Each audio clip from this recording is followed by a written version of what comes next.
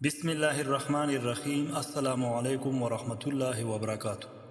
نوازوں سے رسول اللہ صلی اللہ علیہ وآلہ وسلم کی محبت۔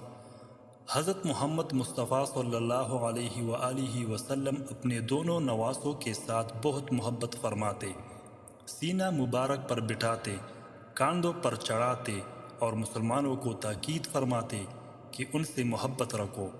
لیکن چھوٹے نواسے حضرت امام حسین رضی اللہ تعالیٰ عنہ کے ساتھ آپ کی محبت کا کچھ خاص امتیاز تھا۔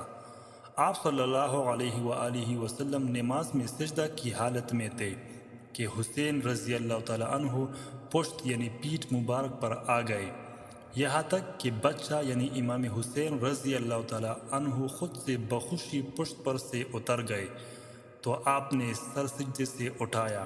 نبی کریم صلی اللہ علیہ وآلہ وسلم ارشاد فرماتے، جس نے حسین سے محبت کی اس نے اللہ تعالیٰ سے محبت کی۔ اسی لیے حضرت امام حسین رضی اللہ تعالیٰ عنہ سے محبت کرنا حضور صلی اللہ علیہ وآلہ وسلم سے محبت کرنا ہے، اور حضور صلی اللہ علیہ وآلہ وسلم سے محبت کرنا اللہ تعالیٰ سے محبت کرنا ہے۔ حضرت امام حسین رضی اللہ تعالیٰ عنہ سے آقا صلی اللہ علیہ وآلہ وسلم کی محبت کی بہت سی مثالیں ہیں اور حدیثیں ہیں۔ ایک دل پذیر حدیث مطالعہ فرمائی اور اپنے دل کو محبت حسین سے بھر لے۔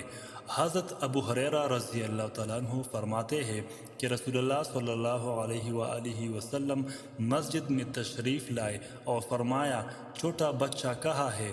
حضرت امام حسین رضی اللہ تعالیٰ عنہ دوڑتے ہوئے آئے اور حضور کی گود میں بیٹھ گئے اور اپنی انگلیاں داڑھی مبارک میں داخل کر دی۔ حضور نے ان کا منہ کھول کر بوسہ لیا، پھر فرمایا، اے اللہ، میں اس سے محبت کرتا ہوں، تو بھی اس سے محبت فرما، اور اس سے بھی محبت فرما جو اس سے محبت کرے۔ نبی کریم صلی اللہ علیہ وآلہ وسلم کی تربیت کا نتیجہ ہی تھا کہ آپ انتہائی عابد و زاہد اور بہت فضیلت کے مالک تھے۔ کثرت سے نماز، روزہ، حج، صدقہ اور دیگر امور خیر ادا فرماتے تھے۔ آپ نے پیدل چل کر 25 حج کیے۔ نماز کی پابندی کا اندازہ اسی بات سے لگایا جا سکتا ہے کہ آپ کی شہادت بھی سجدے میں ہوئی۔ آپ کی چاہت و محبت کا دم بھرنے والوں کو نماز سے بھی محبت ہونی چاہیے۔